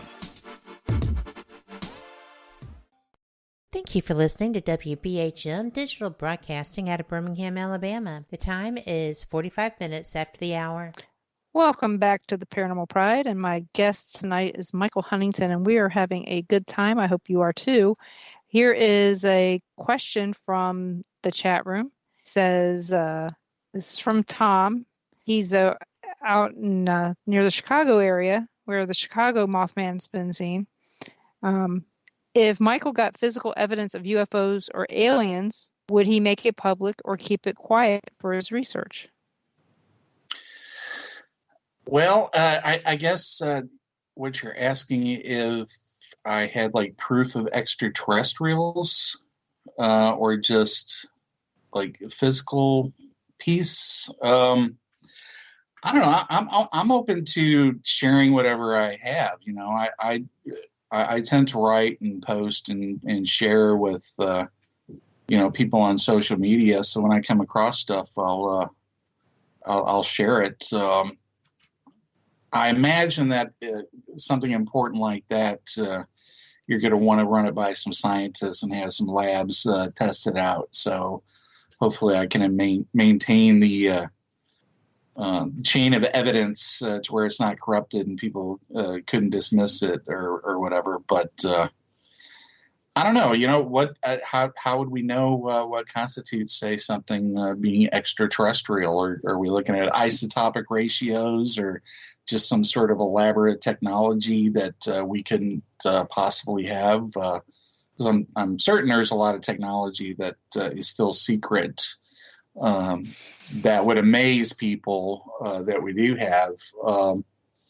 I'm for sharing, as long as it doesn't violate anybody's, privacy. I would be all in favor. Yeah, I mean, if you have a piece of a flying saucer, are you going to try to cash in on it? Make a TV show out of it or whatever. I'd be more interested in, the sending it to some scientists and seeing. Hopefully, it doesn't go into a black hole, because people have claimed that in the past that they've had such evidence, and it's just, that's not what I sent them. That they sent me back. So who knows?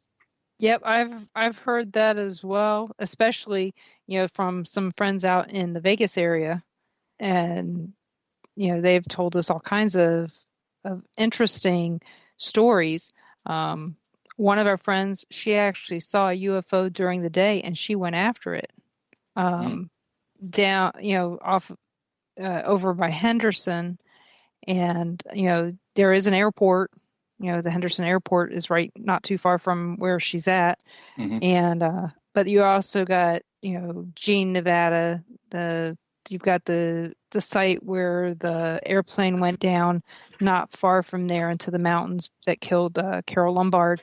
You got all kinds of stuff in just that particular area where, is it possible you saw maybe, an airplane? Nope, not an airplane. And she, and I mean, she's one of the few people I find credible. She's done drawings and stuff of the things that she's seen, and she's not been sick. She's been abducted 9 times. She hasn't been sick since they implanted something in her to keep her from getting sick, which is amazing. And this was years ago. Do I believe her? I believe that she believes it. So right. I'm going to have to go with that. I have no reason to question it. But Carl says something funny in the chat room. He says a spaceship crashed outside. Bigfoot came running out yelling that the ship was haunted. Yeah, there you go. I figured I better to say that. So, well, I probably should have said this in the beginning as well, that, I don't want to sound too rational and too scientific and too, opinionated and, who's this guy on his high horse? I've studied all this stuff, like I said, for 40 plus years. And I also have had experiences. I've seen UFOs on a couple of different occasions. One was a flying saucer. The other one was a flying black triangle. This is decades apart, and certainly by going to, the woods and haunted places or whatever, I've had my share of, ghostly type stuff. So, I'm not coming at these from a purely skeptical viewpoint. I'm just coming at it from someone who's been interested for a long period of time. And, I can believe myself, but I can also even disbelieve myself, right. If that makes sense. I'm sort of. We want to see it. Whether we do or not is besides the point, but we want to see it so bad that we may make ourselves believe that that's what we saw. That's quite possible too. And it's fascinating, and it's something that we can learn from regardless, but I want to go beyond the belief stuff, that poster of, I want to know or I want to believe or whatever, for me, that's not enough. For me, it's, I want to know. Right. Because I could be fooling myself, I don't even want to believe my own stuff sometimes, so, I'm stretching to try to find, I want to find real answers, and I've met those people at conferences too. And there's some people that, they're really quiet and don't say anything, and they might've had a real experience, but they're just, they don't want to talk about it. And then at conferences, I've also met, representatives from the Draconis star system, and so there's a continuum in there, and you'll find that, within all the paranormal subcultures, that range of belief. And I don't want to be that guy in the extreme that's quiet, and I don't want to be that person that's, believing everything either. So we're getting complained at by our cat. He's sitting outside the door getting chased by the grandbaby, and he's letting us hear it now. He's just complaining really loudly. My cat Poor just Oscar. my cat just ran in the room right when you said cat.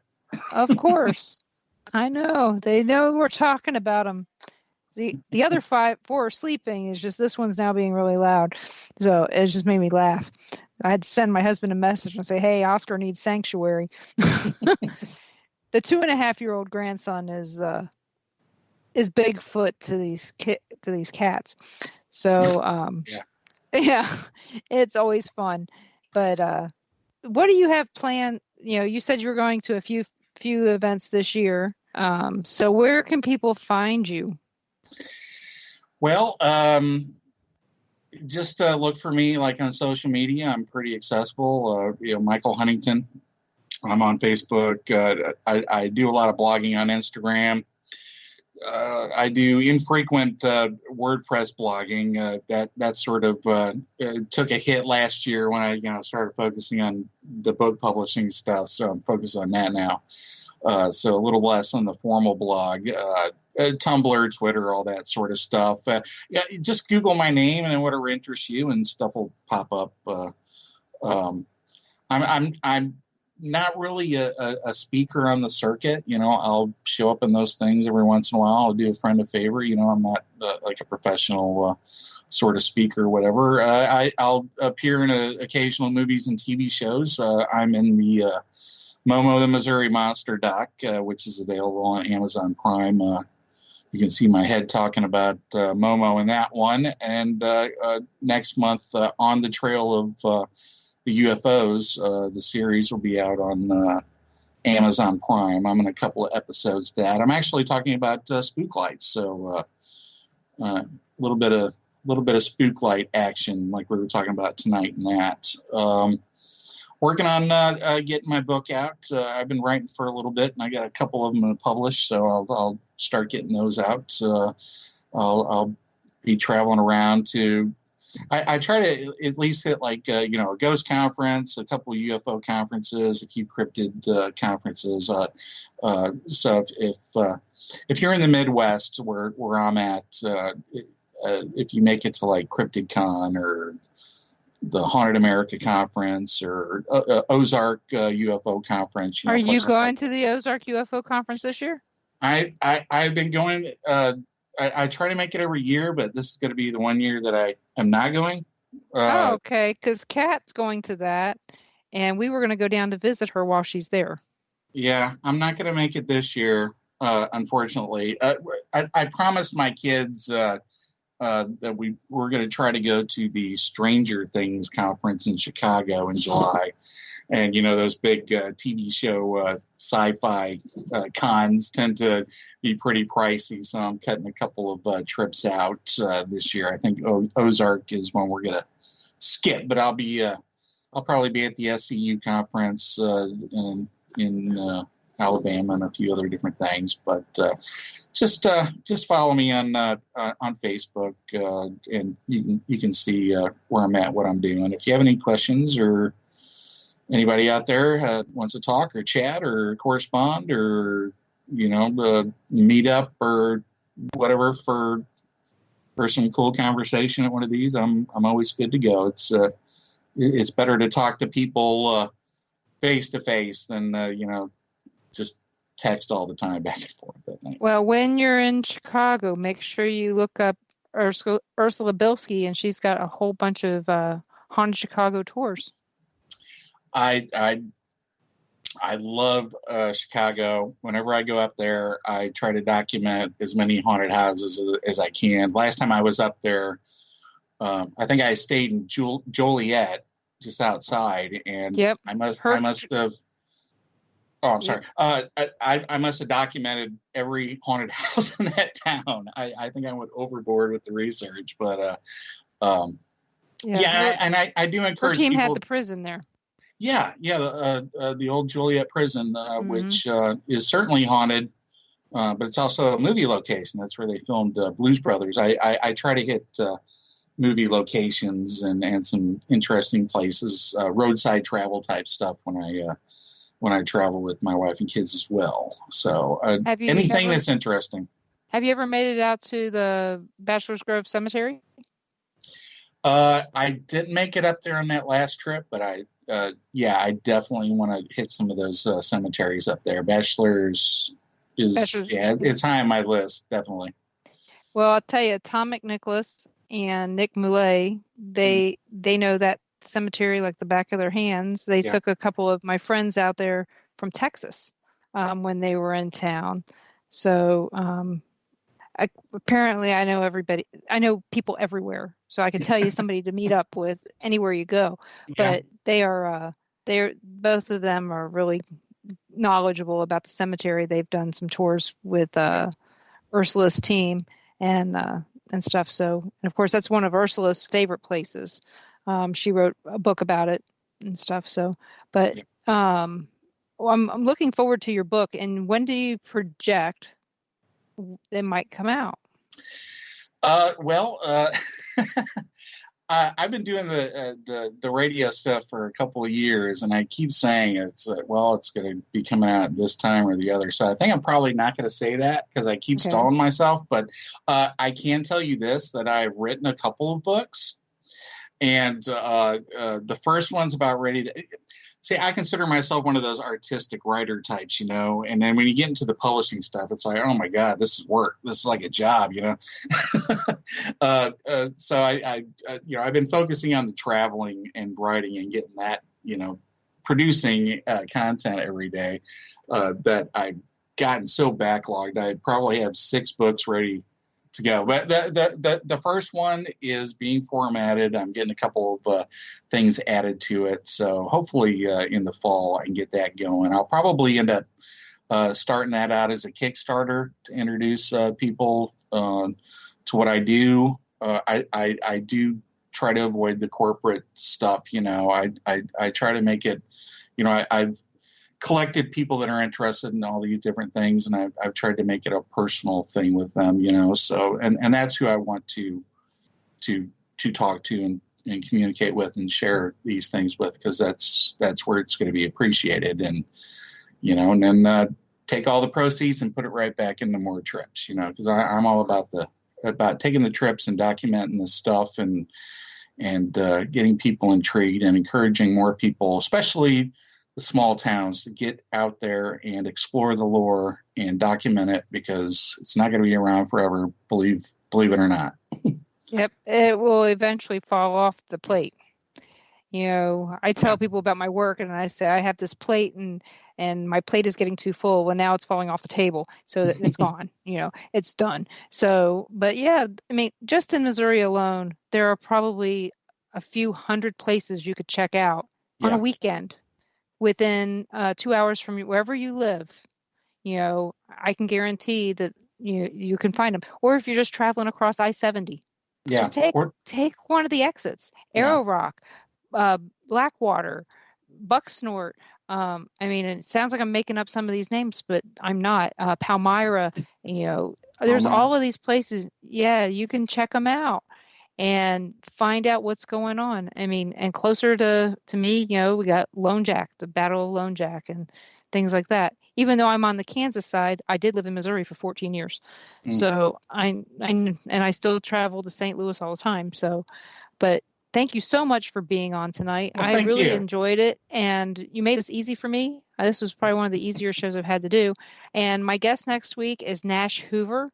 He is a Bigfoot hunter, and he started when he was like 6 years old, I believe. I'm trying to remember from our conversation at Van Meter. But I was really interested in what he had to share. And he's not 6 now. He's not a teenager. He's an adult now. So it's going to be interesting talking to him, and hopefully I won't make fun of Bigfoot while I'm on the air with him. I know I won't. But I told him that, when I met him. So he knows. So everyone, thank you so much for listening. Tune in next Monday at 7 p.m. Central to the Paranormal Pride, and check out the other shows on the network on WBHM-DB.com. And thank you all, and have a good night.